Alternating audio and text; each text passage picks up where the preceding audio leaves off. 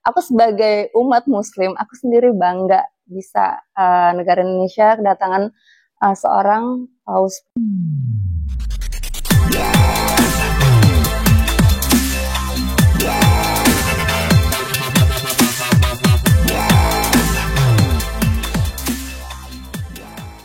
Kedatangan pemimpin tertinggi Gereja Katolik Global sekaligus Kepala Negara Vatikan, Paus Fransiskus ke Indonesia disambut dengan sukacita segenap umat Katolik di Indonesia. Kedatangannya sejak Selasa 3 September 2024 banyak membawa pesan damai dan syarat nuansa toleransi, dengan kunjungan di beberapa tempat seperti Masjid Istiqlal. Tak hanya umat Katolik saja, namun ternyata banyak umat beragama lain juga mengacungi jempol atas kunjungan Paus yang membawa pesan perdamaian ini. Kunjungan seorang pemimpin agama seperti Paus Fransiskus ke Indonesia memiliki makna yang mendalam, hal ini jika dilihat dari sudut pandang komunikasi politik dan toleransi. Giska Demelia, seorang desainer, ikut mengomentari perihal kedatangan Paus Fransiskus ke Indonesia.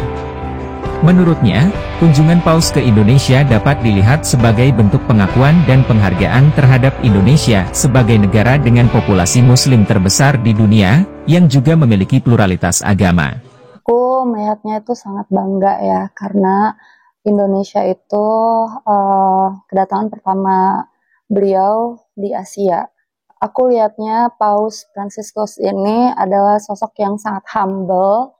Dia memberi contoh kepada para pemimpin kita yang yang lumayan cukup, gaya hidupnya cukup tersohor gitu, dan dia seorang raja dari negara yang paling tua di dunia dan paling kaya di dunia.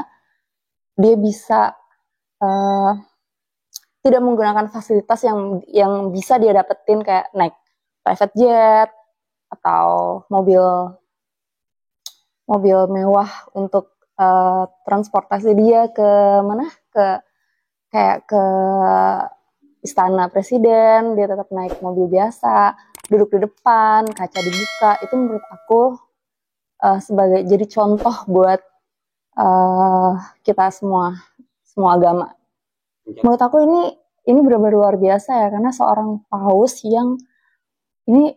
yang sangat powerful di dunia ya, bukan cuma di negaranya, di dunia. Dan dia itu beliau itu ya kayak panutan gitu. Terus dia milih ketemu dengan semua umat ya, pemimpin umat agama di Masjid Istiqlal. Itu suatu kehormatan buat agama Muslim. Kedatangan Paus ini yang aku lihat, yang aku tahu itu dia memang karena banyak banget perbedaan gitu di negara kita pun, masih banyak banget kan antara Islam Kristen, itu sering sekali kayak cekcok gitu. Dan kedatangan Paus itu tuh, apalagi dia datang ke Masjid Istiqlal, itu udah contoh banget. Terus ditambah lagi buat penganut agama Katolik bisa misa akbar bareng seorang Paus Fransiskus. Bener nggak?